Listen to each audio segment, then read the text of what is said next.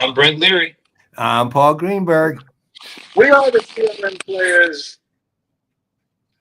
And you are silent. You're still silent. Still silent. I don't know why I'm silent. Now you're back. That was weird. Yeah. Okay. Well, better get going before I go away again. Anyway, so I know that fast.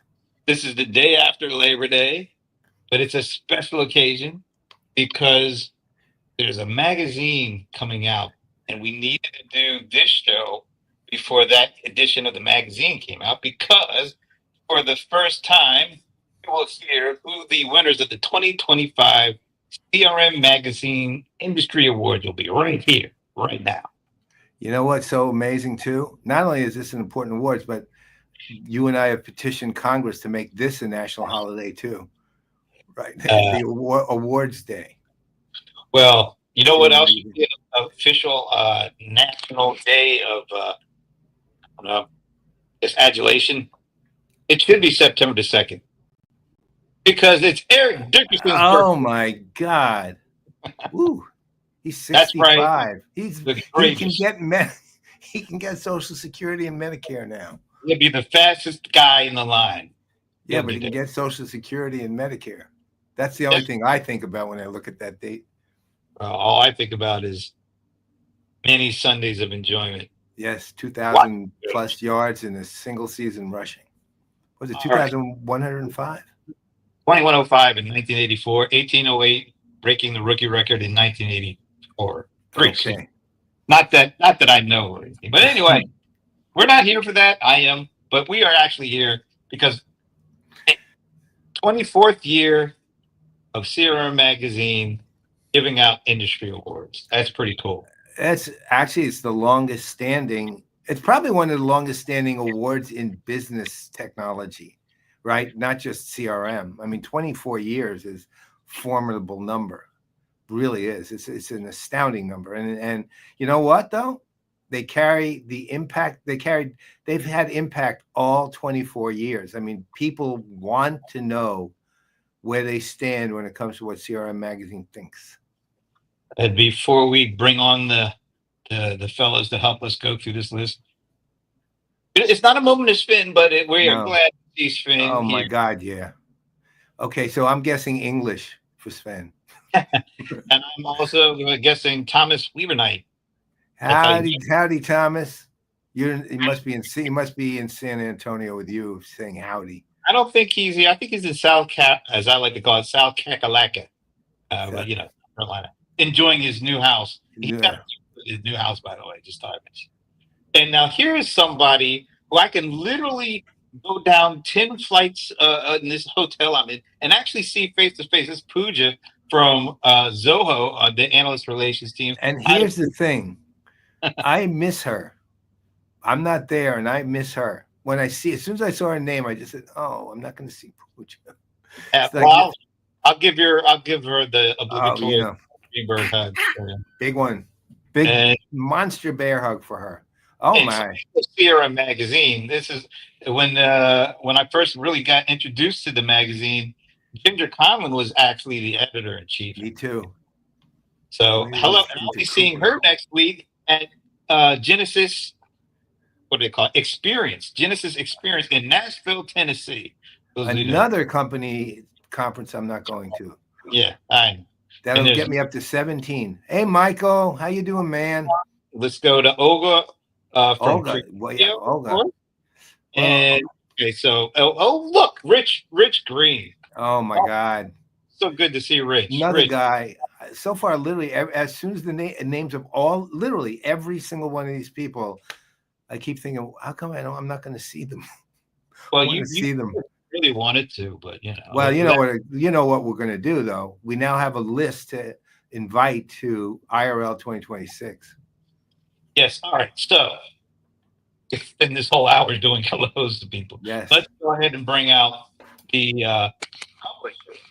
You're kind of going in and out a little bit though. Now you're out. You're still out. I can't. The Wi-Fi That's Wi-Fi. Wow. Okay. on the hotel Wi-Fi. Anyway, let's go ahead and bring in the publisher of CRM, Fernekees. You got it right. Hey, thanks so much. I think he's gotten it right 3 times in a row now. So it's starting to become Look what I've got here. Whoa, there's the issue. Don't open it. So don't. I got my see issue it. today. Don't open it up. Don't open let it up. anyone see it.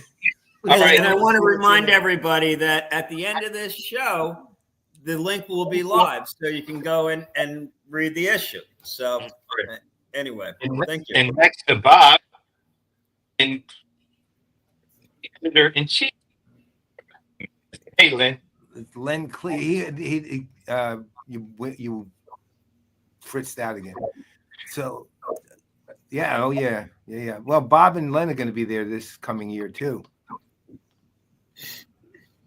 They're like just double checking there. Beware. Right. Yeah, beware. They're going to be there. Oh. Okay, so let's get going because there's actually, but this is year 24 of the CRM Magazine Industry Awards. And we even got the little magazine cover there. So this Brent, you're in and out still. So this is there 11 key sectors. We're gonna basically we got a plan. Just go along with us. Len and Bob will be handling most of it, but we'll be chiming in. So let's see if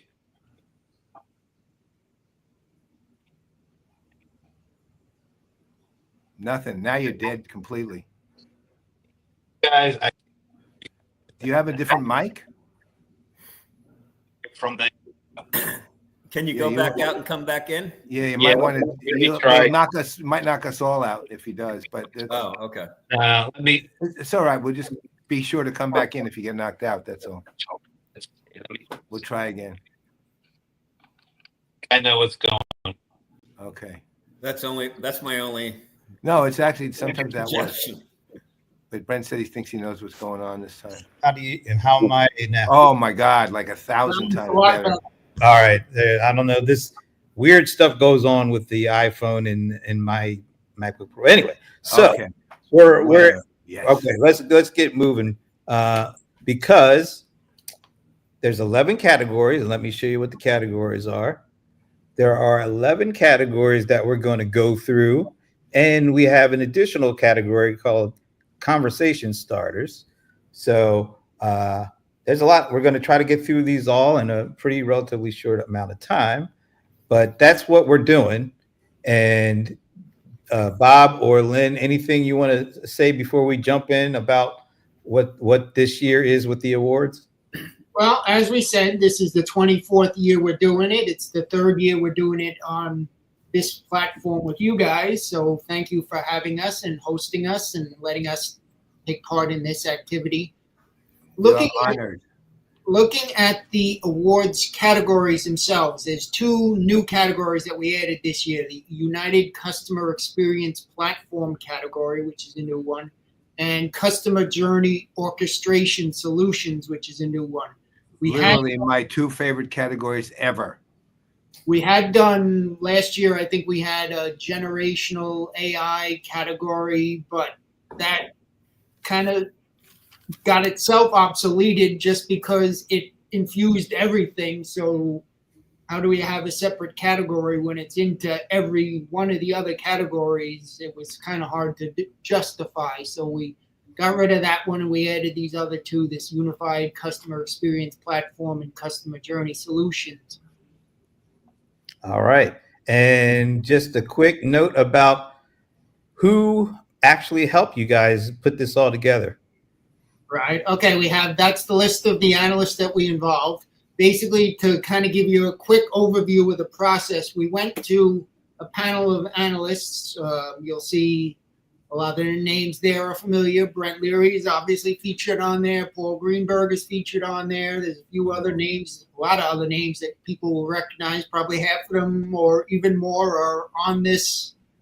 Yeah, there's as one. we speak. There's one now.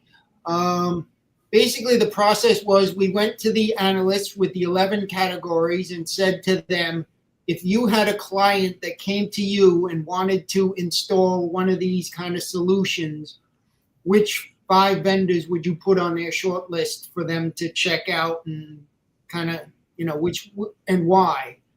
And so we got our feedback from all the analysts, and we pulled all the numbers together and put all our own little algorithms in play and came up with a list of 5 in each category. Some of the categories we have what we call the niche player, which would be a company that either expanded into the category and is just kind of getting their legs in the category itself, or does a specific niche within that category, deals with a specific industry maybe, or a specific smaller portion of the larger product kind of a thing. So we have a couple of those as well in this year's rankings. So for those people who don't know, why don't you tell them how you handle winners, how that works exactly? Well, there's really not a specific winner as far as like, we don't mention one company that is like the top company in that. It's more or less, these are the top 5 as far as the analyst's feedback goes. Okay. And any one is as good as the next, so to speak, of the 5.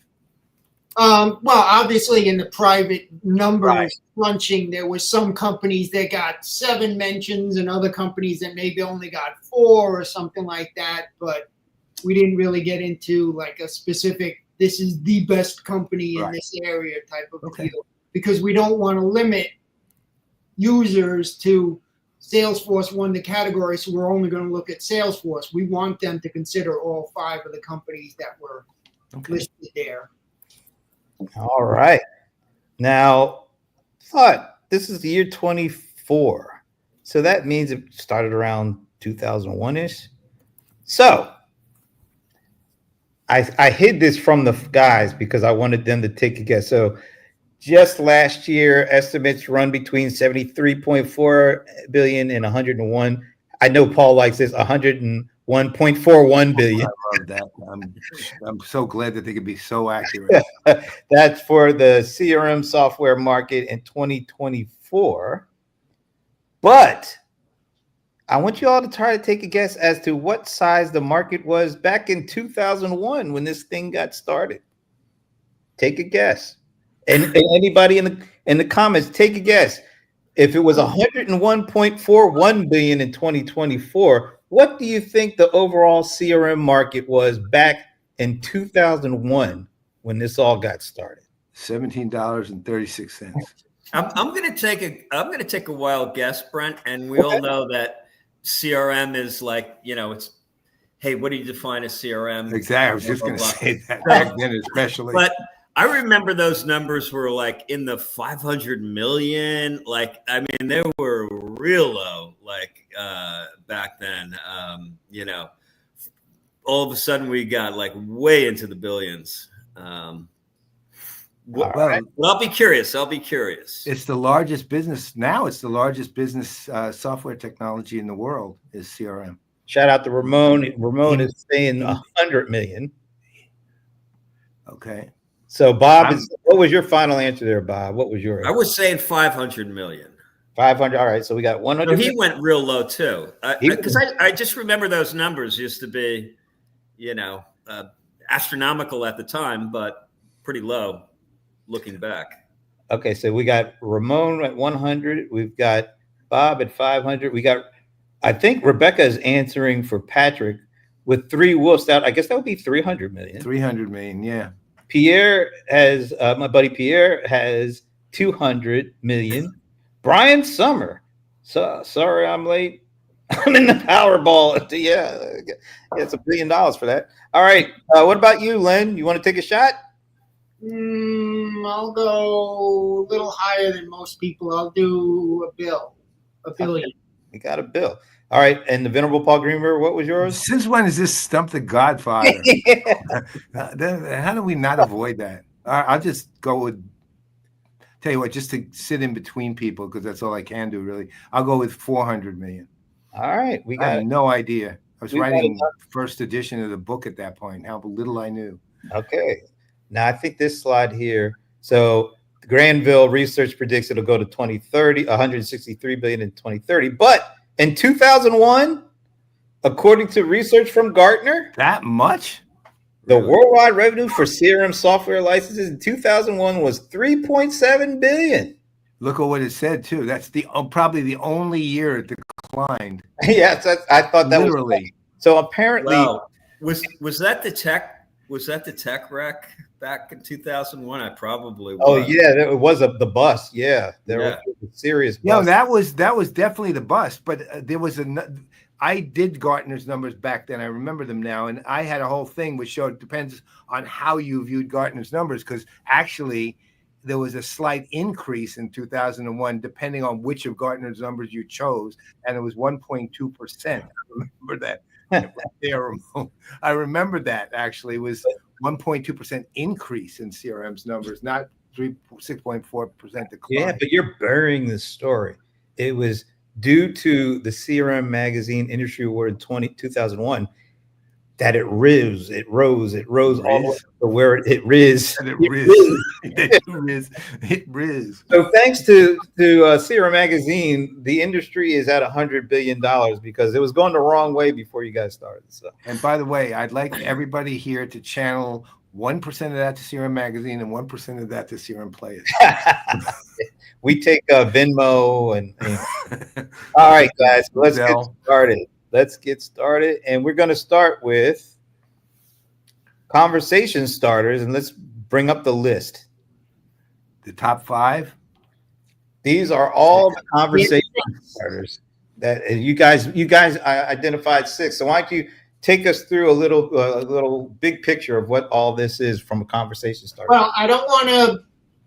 I prefer if people read the magazine and go to the actual to see why each one got selected. No, but generally, we do a much broader write-up on each of the category, on each one of these companies, explaining what they're doing. Like ServiceNow, for example, they recently had this push where they're trying to get back into the CRM market. So for that, we're honoring them and giving them, an award. NIQ had a lot of different things that they were very busy this year in terms of partnerships. It's companies on the list overall, though, where there was a lot of movement with partnerships and expanding their reach and expanding what they're doing. Most of these companies, people probably maybe heard of to some extent. Some of them they might know better than others, but these are companies that have really been busy during the past year doing a lot of stuff, and kind of, this is our one to watch kind of list.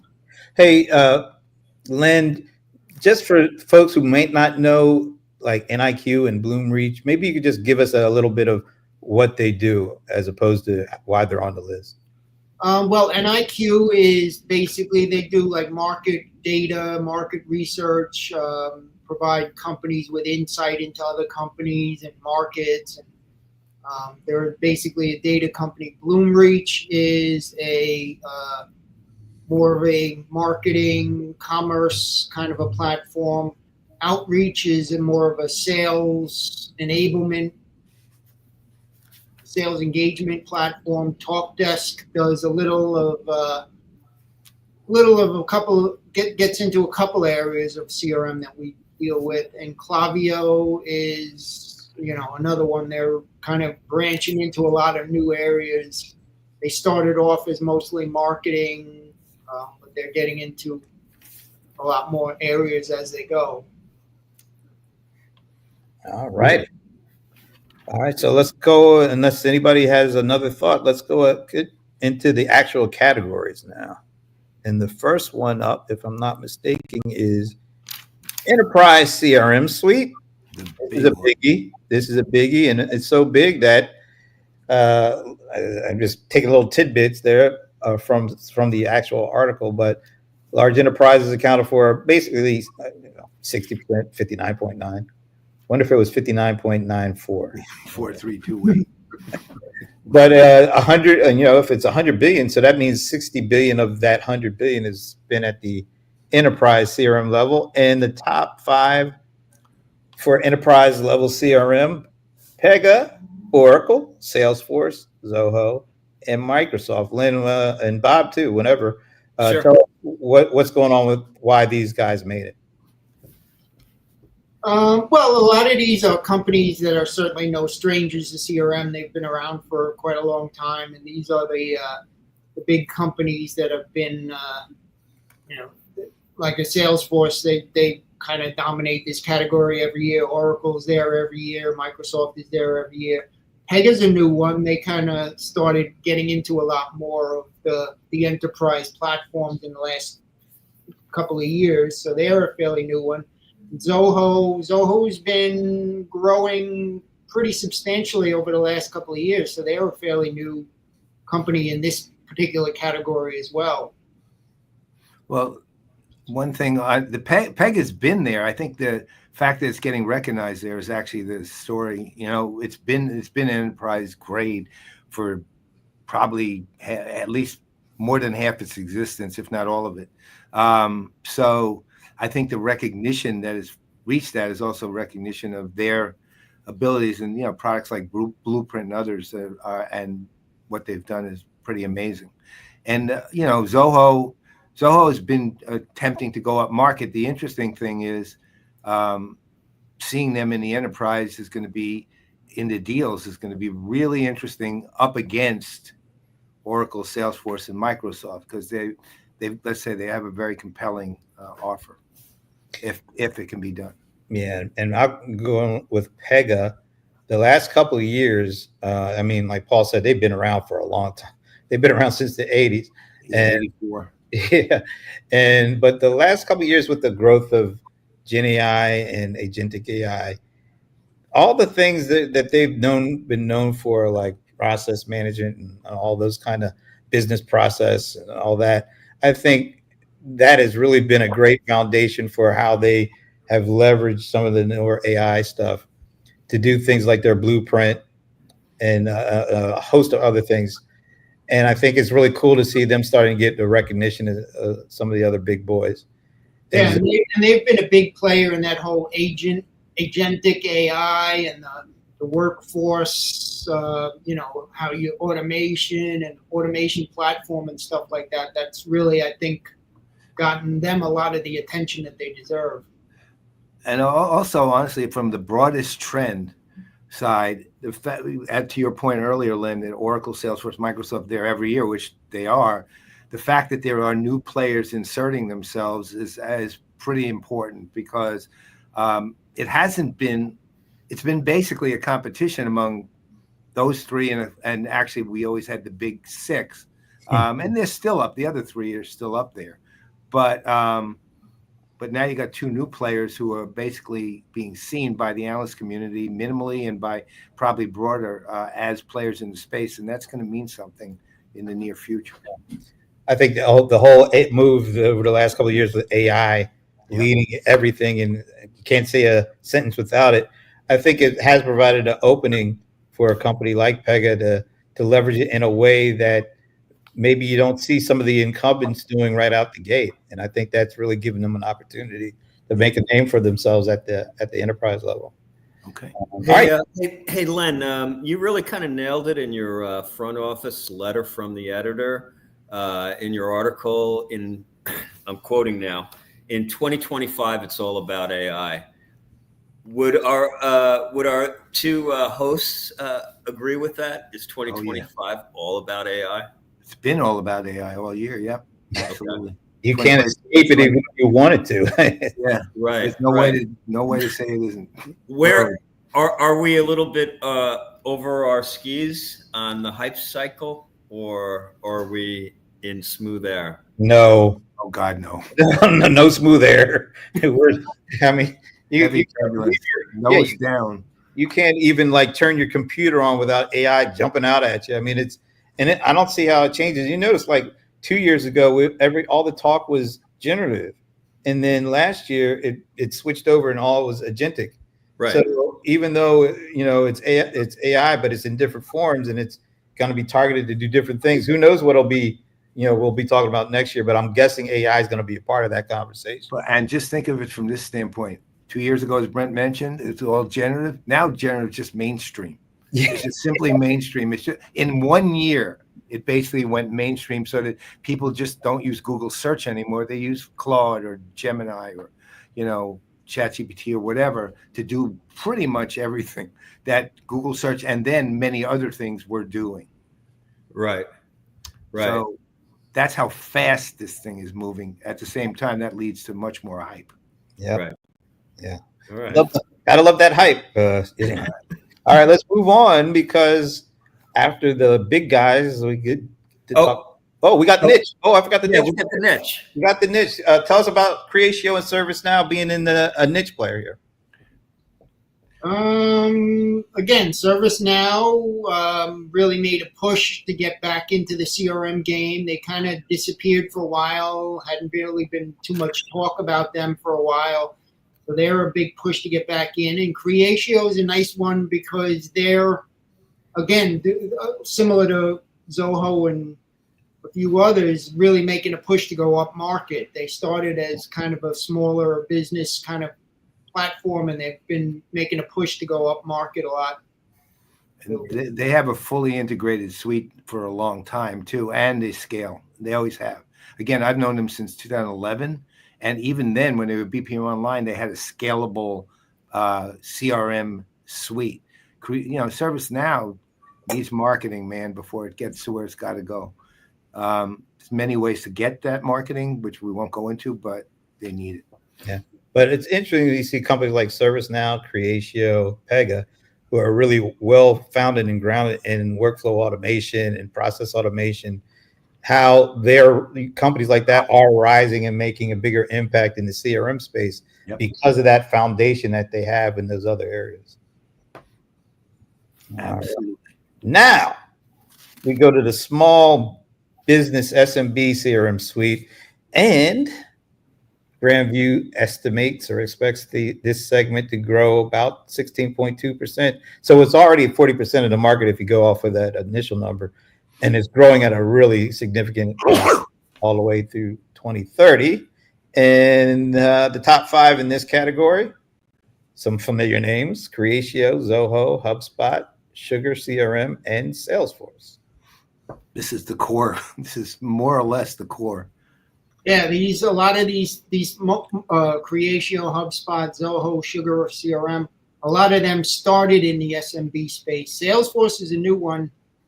They recently got in, but a lot of the analysts that we talked to really like them. They've got that starter pack, and there's a couple other products that they came out with specifically targeting the SMB space that really caught a lot of the analysts' attention there. Well, they grew out of their origins were on the SMB side, but then they kind of went up to the enterprise, and it felt like for a little bit there that they were kind of leaving the small guys behind, but they did regroup and redouble their efforts. And you're seeing, why the analysts are putting them there is because of those new efforts to really go back after that market. Yeah. The mid-market especially is kind of it's only like mildly tapped still. So there's a lot of room in there to grow. Hey, I'm just going to throw this question out. Do you see the mid-market as having more dominance or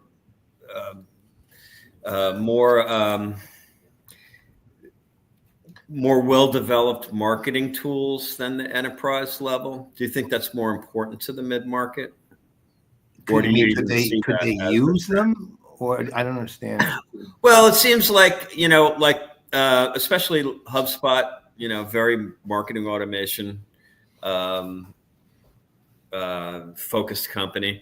And some of these others are very marketing automation focused as well. And it seems that marketing automation seems to be very important to the, small, medium business in a way that maybe enterprise CRM is a little bit more broad. Maybe, I don't know. I'm just throwing that out there. Didn't mean to stump the panel. That's a nice regular part of Brent trying to deal with me, right? From my standpoint, I don't know that it's different because the mid-market spans such a wide range of size. It goes from barely out of small all the way just short of enterprise, which is a monstrous range, and the level of tools they need and the distinctions they have to make. Because just if call myself mid-market and I'm at the upper end, I don't want to be competing with the lower end of the mid-market. So the marketing distinctions have to be made clear. So do they need marketing tools? Yeah, sure, but they also need sales tools. They also need customer service, especially as you go from the middle of it on up. You're going to find they're going to start needing not necessarily the same depth, complexity, or levels of, or even scalability of initially, but they are going to need the full suite, so to speak. Right. Okay. All right. By the way, Sandy is more. I just thought they might be more focused on having a package that was led by marketing automation, but I could be wrong. It's hard to say. I think when you're stepping up from the S to the M, that's when they do realize that they need more of a systematic approach, and they do need that from a marketing perspective. So maybe initially there might be a little bit more of an emphasis on that, whereas when you're at the enterprise level, they got all sorts of complexities across all the things they do. Right. And they don't necessarily have to focus or need to focus specifically that deep into it. But Right. I think, that's an interesting point. And so I am also here in San Antonio, and there's one of our favorite people, Sandy Lowe. And let's ask Ed. Ed, what is music to your ears? What? I think I have a guess that it was Salesforce being on the list. Oh, okay. I'm guessing though. What is before we go on? What? Hola, señoras. Yeah, that's funny. All right, let's move on because there's some niches here, I believe. Let's see. Pipedrive and Monday are the small business CRM niche players. So tell us a little bit about that and why.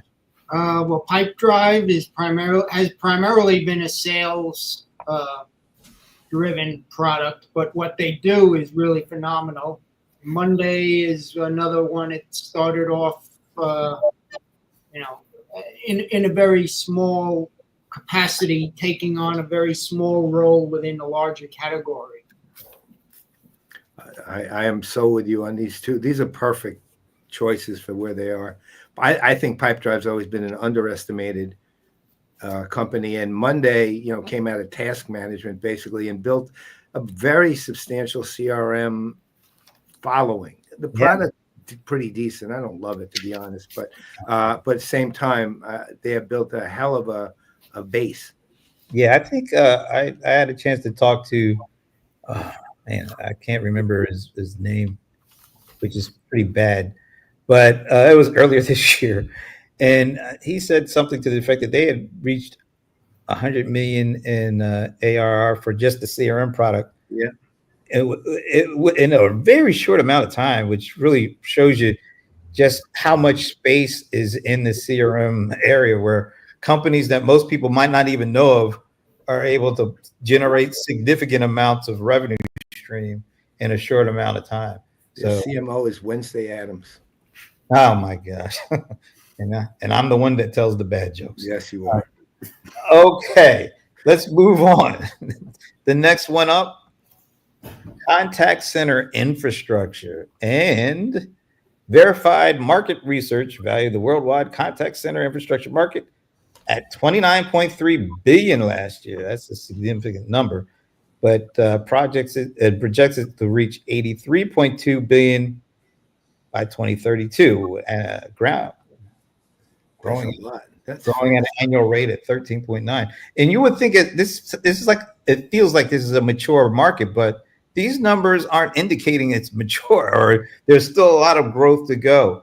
And it's a constantly fluctuating market because certain technologies come in, others go out, certain channels come in, others go out.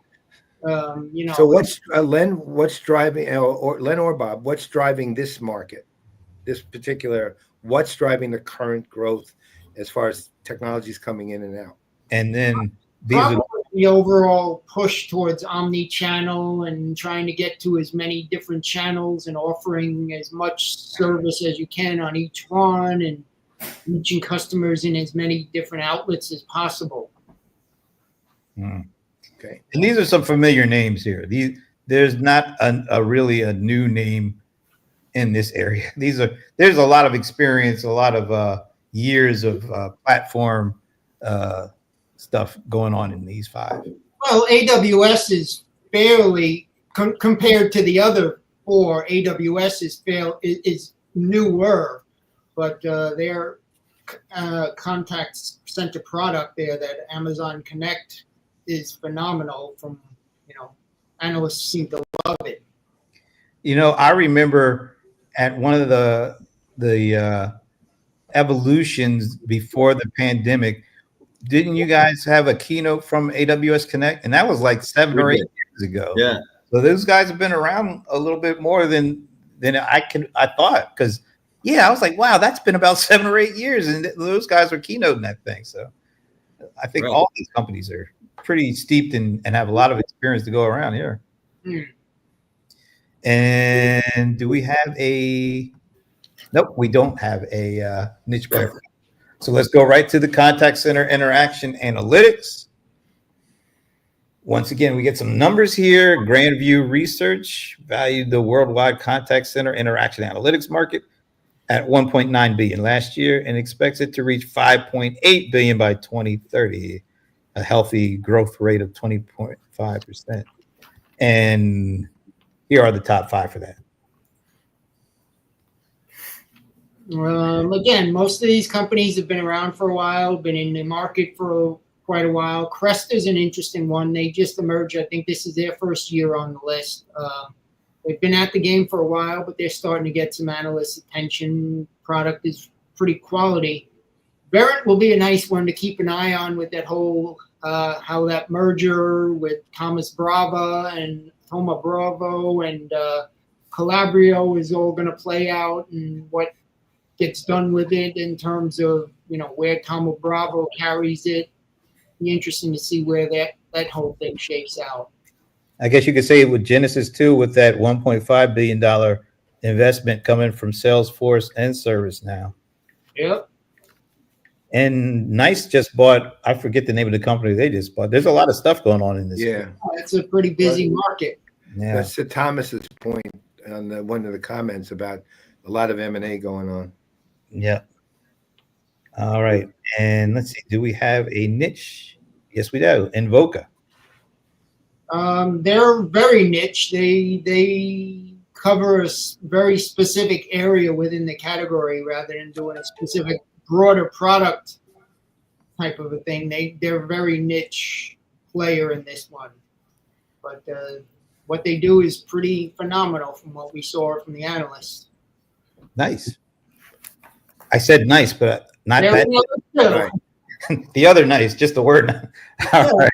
Let's go. Keep moving. All right. We're doing pretty good here. All right. Oh, here's a big one. Unified Customer Experience Platform. And let's look at a couple of numbers from there. Future Market Insights expects the worldwide customer experience platforms market to grow at a compound annual rate, 14.8%. So that's pretty significant over the next 10 years, expanding from 13 billion to 51. That is a huge jump. You're not kidding. At 2035. In the top 5 in this category. All right, now we're seeing a different name in there amongst all the other ones that we've seen a lot. ServiceNow, Zendesk, Salesforce, NICE, and Genesis. Excuse me. Tell us about this. Well, a lot of movement in this category. As I said earlier, it's a new category for us. It's a unified CX platform. So this covers a lot more. It's not just contact center or just marketing or just sales. It's kind of a much broader category, kind of, a little bit more everything customer facing rather than any one specific area. So these are companies that are really getting into a much broader, maybe they started out as a contact center or they started out as a marketing, but they've kind of brought a lot of stuff together and put it into one uniform platform. I like how Ginger is keeping. I was just that's repeat. Why do we restrict unified customer experience? Well, I sort of to Thomas's point, I actually am wondering how anyone, including what was the name of the company that did the research that you gave the data for? Whatever that Future Market or something, whatever it was. Yep. But how anyone defines a unified customer experience platform, I don't even know how you would define it exactly. I just, because I will tell you this, there's 5 very distinct, well, at least 3 to 4 very distinct, I call it technical model differences in this group. And there's at least one company in there I wouldn't define that way. But the thing is, it's not like I don't know how to define that. I literally don't know how to define a unified CX platform. I don't know. We were looking at it more from a soup to nuts, from when the customer first calls till when everything is resolved. So, no, I actually get what you were doing. It's just there's so much broad definition of CX itself that it's hard to figure out what are the components of a platform that make it a valuable platform. Like there's other companies I can think of, for example, and again, I'm not saying these are bad choices or anything. I don't say that at all. But there are other companies that, have components that would lean even more so, at least in my own head, right? But again, it's just my definition is mine, and I'm guessing what 11 analysts had at least 9 to 11 different definitions there, right? So it's hard. This one's really hard one to pin. Yeah. Does anyone else group unified CX platforms together in a similar way that CRM I've seen engagement platforms, but I've seen companies that say they have a CX platform, but I don't know. Nobody particularly uses the word unified. But that said, the ACX platform is kind of implied that it transcends any individual category. But see, that's the interesting thing. You have the integrated CRM, which is easy, sales, marketing, customer service integration, right? But and then you have the process stuff underneath, which is fairly easy. CX, in effect, goes across all of that in some way. And it kind of goes at least to your point about soup to nuts. It's just a hard category really to pin down. And it's shown by the companies there, which are, again, somebody's definition made them the ones. It wouldn't have been mine necessarily, but in fact, it wasn't mine if I remember. But that said, I'm not saying I'm right and they're wrong. I'm just saying that I don't think it's a very well-defined area. It's hard. It's a very hard area. And I think it changes probably year over year because of all the different. Just look at, like we were just talking about, all this activity with Genesis and NICE and the others. That's all being driven by the way that interactions and engagements are changing because of these channels and the data that comes out of those interactions from those platforms.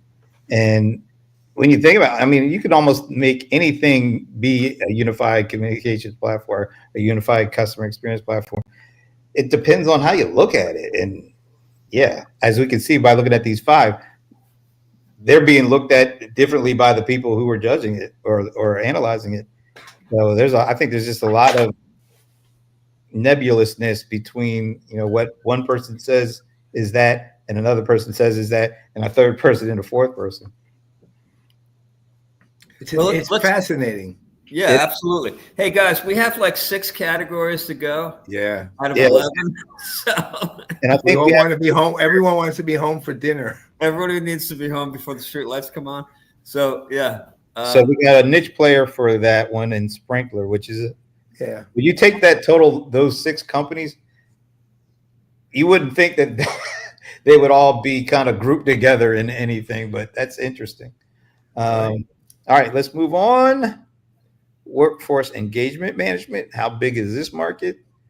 $9.4 billion and expects it to reach $11.7 billion. So the growth is not as big at that for workforce engagement management. But this particular market, a lot of them are saying that it's kind of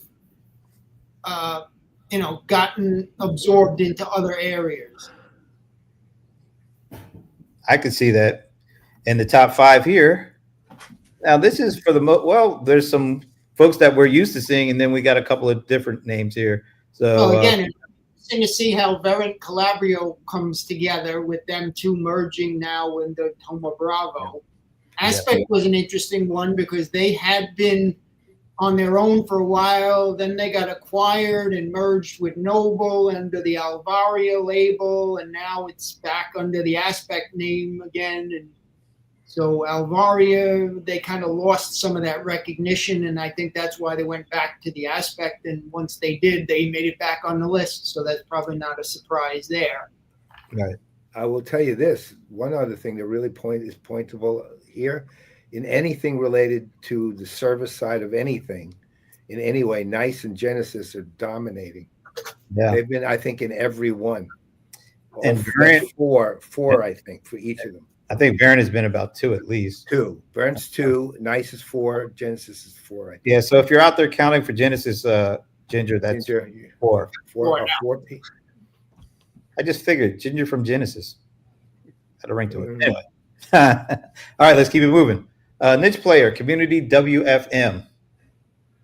A smaller company, but they're really established themselves in this particular. Their WFM is basically all they do. So Only a few of the 1950s Yankees, Ginger. Okay. All right. Next category. Oh, all right. Now, My favorite. let's hold the enthusiasm back a little. All right, here we go. Let's see what we got for a stat.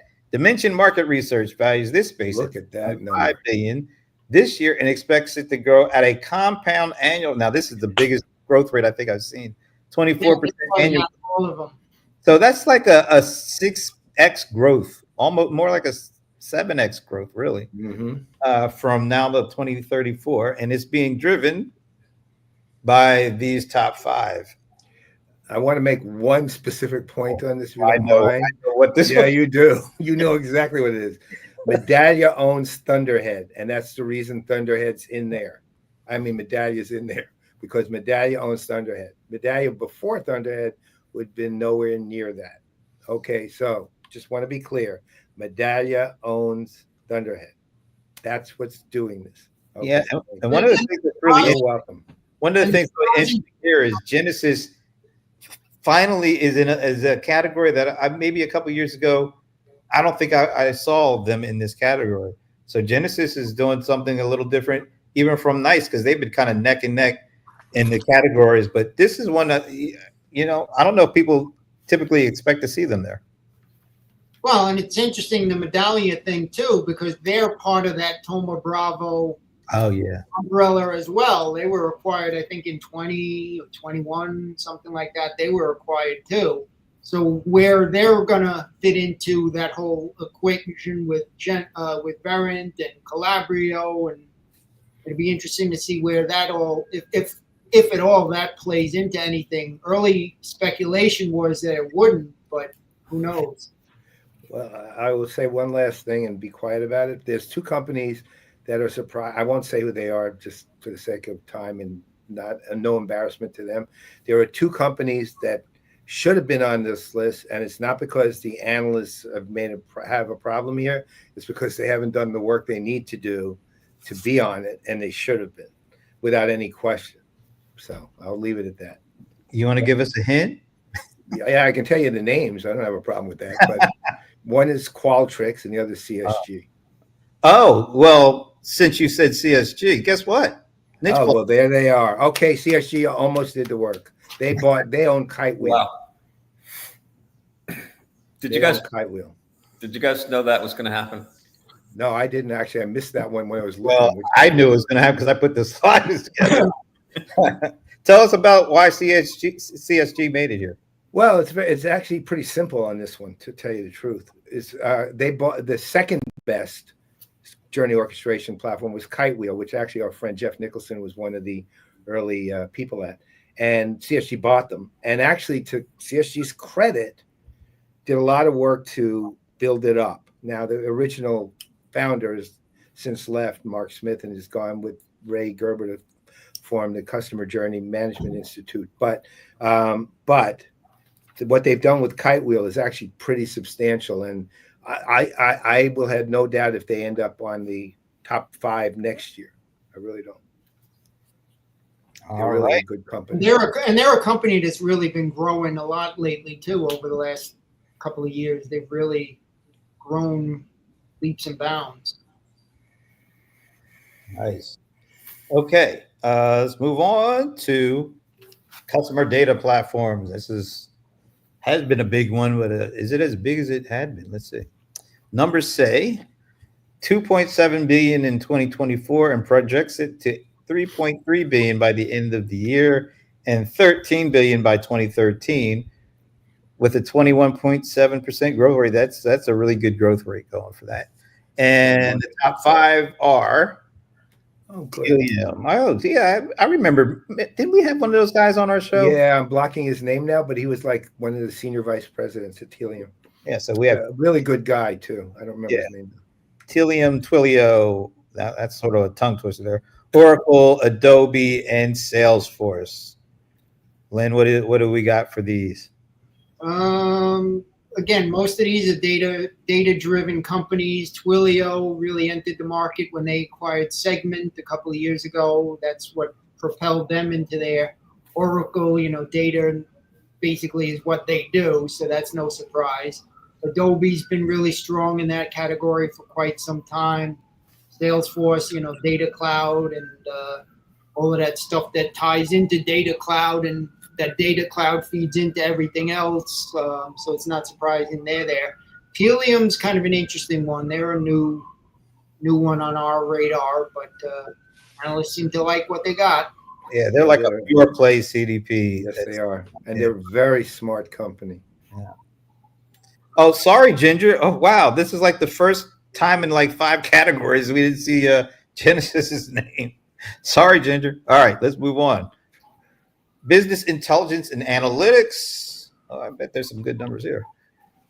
Fortune Business Insights valued the global business intelligence market at $32 billion in 2024 and expects it to grow to $34.8 billion this year, from $34.8 billion to $63.2 billion by 2032. So not a big growth rate, but that's a huge number just on its own. So, all right, and the top 5 there. We got some new ones here. Domo, Google, Zoho, Salesforce, and Microsoft. And again, not much surprise there in terms of some of these listings. Domo, that's basically what they do. They've been doing it for a long time. Google's really gotten into that whole idea with a lot of their AI and all the stuff that their Gemini can do and incorporating it into everything. Zoho was a surprise to me, but you guys might be able to shed more light on why you guys might have. Right. Oh, well, I think when you look at what they've done with their analytics platform, it's grown significantly, and look at all the data types that they have throughout the whole, like not just Zoho One that has 50 plus applications. So they got front office data, they got back office data. They have created their own browser that's bringing in a whole bunch of data, and so that all feeds their analytics platform. And that thing, it's almost sort of like been a silent giant in the making, because I've used it for a couple of different things, and because they have all the different kind of data coming in, they have their analytics are just. It's so easy and visual to use their tool, and kind of marry that with all those different data types.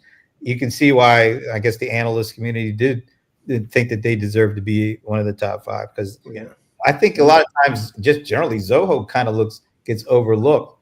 But if you really take a good look at what they're doing, then you get a much greater appreciation for why they should be in these kind of groupings. Absolutely. I mean, Zoho's engineers are superb, really. I mean, and they know how to build what they need to build when they need to build it. And think about it. They've actually built a secure business operating system. I mean, think about that for a minute. I won't, again, not detailed now, but just think about what it takes to do that. And you get an idea of how good these engineers are. And their analytics, to Brent's and Thomas's point, are rock solid. And and it's extended out on the AI side to. A few years ago, I didn't like their AI that much. Now I think it's unbelievably powerful. Yeah, Zia has come such a long way. Yeah. And now they're building their own LLM from scratch. Yep. And all that data is at the LLM's disposal now. So it's obvious that they definitely deserve to be among the leaders. Yep. Yep. Did we have a niche player for here? Yes, we did. Is it Sisense or Sisense? How did you say that? As far as I know. Sisense. I've never heard of them, so I don't know anything about them. I don't either. They're a small player that does a very limited, as far as I know. I'm not really 100% sure. I'd have to go back and check my notes to come up with exactly how they fit into this. But okay. Well, people should read the. That's right. Read the magazine. You can see there. All right, let's keep it going then, because we're getting close to the end here. This is the second to last category. Marketing automation is a huge CRM category, of course. And the numbers say that's it. 6.7 billion in 2024 and expects to reach 15.6 billion by 2030. Yeah, you would be a little surprised it's that small. Yeah, it's not. I think when you see what sales automation is, maybe it won't be as much of a surprise. But the top 5 for this category, you would probably expect most of it. Pretty much. Yeah, really not much surprise there. No, literally no surprise. Yeah, I'm not surprised at all. I think this is absolutely spot on when you really think about it. I would, no, actually, I don't think there's a single company in there that I would substitute for something else. That's really strange. Exactly. There you go. Right. Okay. Last. Any niche player? Oh, I think there. No. I don't think there was for the last two. No. All right. So we're gonna make it. All right. Oh my God! What's the The last category? Salesforce auto. It should end on Salesforce. It's time for a filibuster. No. It ends with Salesforce automation because really that's kind of where it began with the concept. Yeah, well, CRM Magazine started off as Salesforce automation. That's right. That's right. Oh, see, that's why we did the order we did. This is perfect. All right, let's see what we got here. Data Bridge market research. Oh, okay, so automation software market at 12.8 billion in 2024 expects to reach 31.9 billion by 2032. And as mature of categories this is, it's still growing at 12.1%, which is really actually pretty impressive when you think about it. And the top 5, in the top 5. Salesforce, Sugar, Microsoft, Oracle, and Zoho. Once again, I don't find myself being surprised by these. No.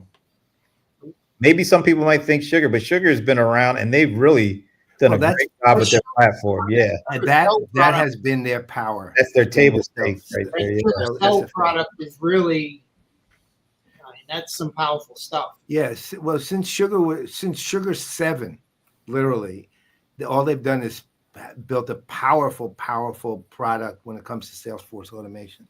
Since Sugar 7, and it plays in the mid-market for the most part. When is that? Right at 4, right? About 2 minutes. Hopefully, if everything goes according to plan, right as soon as this thing is over at like 4:00. Well, it's 4:00 right now. So guess what? I don't think there was a niche. Oh, there was a niche. So Spiro. Tell us a little bit about Spiro. Spiro AI, they're former vice president of the U.S. No, not him. Spiro AI, again, a smaller company, does a very small portion of that larger market. All right. Hey, can I just let everybody know that I just checked the site and it is in fact up right now, the issue. So, perfect timing, guys. Wow, this is beautiful. Great job keeping us on track there. All righty. So final thoughts. Anybody have a final thought before we let people go to the website and start reading it for themselves? Len and Bob, you guys first. Well, I thought it was interesting. There were a couple of companies. Ginger was pointing out that Genesis captured five nods this year. Zoho as well was up there. I think they were also in either 5 categories, I believe. So those are two companies that really seem to be coming on strong and really making a name for himself in the industry. Bob? I thought that was an interesting change. The other thing that amazed me was that despite the talk from ServiceNow and SAP about getting back into CRM and turning CRM into a major focus for them, that they're still, I guess, not getting the recognition from the analysts that that it's still on the way, so to speak. Yeah, I think Len, you've put together a beautiful issue again. Great awards issue. I'd like to see. I'd like to keep track of all the recent mergers and acquisitions as well, and see where the money's flowing. I think that now is a really good time to kind of see where everything's, how the money's going to flow and where that leads. Well, and I'll just say first to your point, Len, about ServiceNow and SAP, they're actually going in opposite directions. I mean, ServiceNow is trying to become CRM, and again, they're going to have to get some sort of marketing automation to really be considered in the space on the enterprise level. SAP is really checking out of that market, right? They're an ERP company. They're going to be an ERP company, and they have CX, but it's a peripheral part of the company at this point. Overall, though, the thing that really stood out as kind of interesting, aside from all the ones that you mentioned already, was NICE. NICE doesn't participate that much in the industry. They do, because I know they advertise with you guys sometimes and things like that, but they don't really, but they always show up in the awards. They win. They keep winning. They won something with the grand finale awards, things like that I did. I mean, that we did. But they keep showing up, which tells you that they have a hell of a product. I just hope that they decide to participate more in the industry. Well, and they've been very active on the last year or so on the acquisition front. They just had the big one with, I think it was Cognigy. Yeah, that's the one they just recently bought. Yeah. It's a very serious company. They are. They really are. It's just I want them to be more active. I want them to be out there more. All right, I'm going to make mine short and sweet, but I'm going to point out, let's see, Here's a video clip. Ed, come on. Ed, this is not a meeting. This is a show, man. This is a reveal show. We're having fun. We're talking about stuff we like. No meetings, shows. Now, the magazine, yes, it's been magazine, all our careers. So to end everything, first of all, thanks to you guys, Bob and Len, for putting this together again. Thank you guys for participating and providing your ratings as well. Again, it doesn't happen without the analysts supporting us and providing us with the information and their insights. And be ready you for guys, as well as the other 9 or 10 analysts that participated. Again, big thank you to all of you. It wouldn't happen without any of the insight that you guys provide. We'll all be here for the big 25th anniversary. Ooh, yeah. Ooh, yeah. Look, Ed has already started planning for you. What did Ed say? What he wanted to see? Configuration something? Yeah. All right. Configuration mining. I mean, come on, Ed. We just got through 24. You're already starting us off already. Give us a little break, and then we'll get back to you. All right, but thanks for everybody who checked it out. Lots of great comments, but also just it's really cool to see you guys doing this 24 years in, and based on kind of the comments we're seeing, people really enjoyed it and appreciated what you guys do with the magazine, with this particular thing, and I know we do too. So. It's a great community with great contributors, and that's you guys and the rest of the contributors to the issue as well. You know what the best part of this? I'm at a Zoho event and they won 5 of these things, so I can go out there and I'm sure right, and you won't be killed. I'm not killed. shirt or We should anything. have sent you some issues, some Yeah. actual printed magazines. Yes. Oh shoot, that would I be would great. have been a king. Yeah. Yeah, right. Oh yeah. Well, we'll send some after the fact. How about that? Good. Yeah, Good. that's the other thing I was going to mention, that this is one of the few magazines where we're doing an actual print issue again. Right. So if you don't get it online for whatever reason, you can also wait and you might get one in your mailbox. Nice. All There right. we go. Okay, so on behalf of Bob Fernekees and Lynn Klie, Brent Leary, I'm Paul Greenberg. we are the CRM Playaz, and we give many a rest on these special. Yes, we do.